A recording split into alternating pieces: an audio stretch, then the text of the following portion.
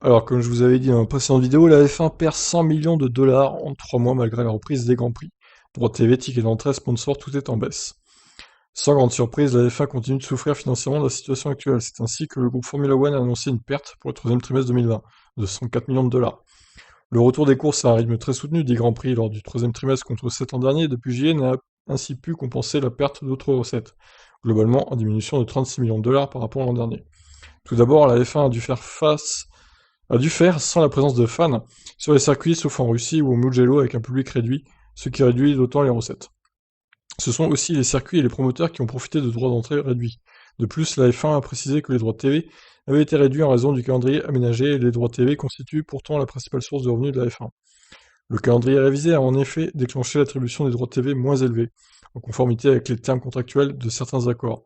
Cela a aussi mené des changements ponctuels sur certains droits TV qui ont été renégociés pour cette année.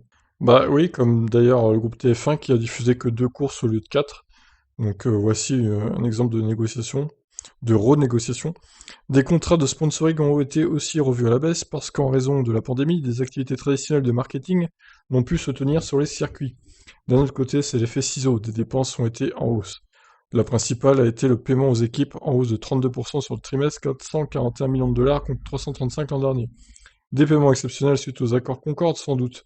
Les bonus pour encourager les équipes à signer, dont le montant n'a pas été dévoilé, ont également dû être consentis.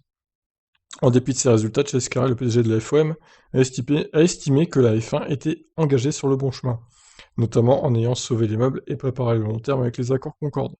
Si le calendrier est un casse-tête selon lui, il se félicite aussi de bonnes nouvelles, la satisfaction des fans comme les résultats solides des audiences TV malgré la domination de Mercedes.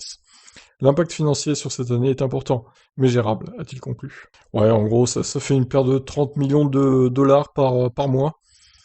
Bon, c'est beaucoup, évidemment, hein, mais bon, je pense qu'ils vont rebondir dans les années futures. Le Covid, il va pas rester là toute la vie non plus, il va pas rester là pendant 10 ans.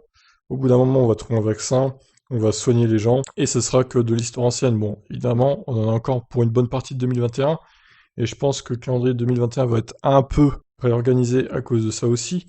Mais bon, globalement, je pense que la F1 s'en remettra, et le show must go on, comme on dit. Bon allez, sur ce, je vous laisse réagir. Ciao.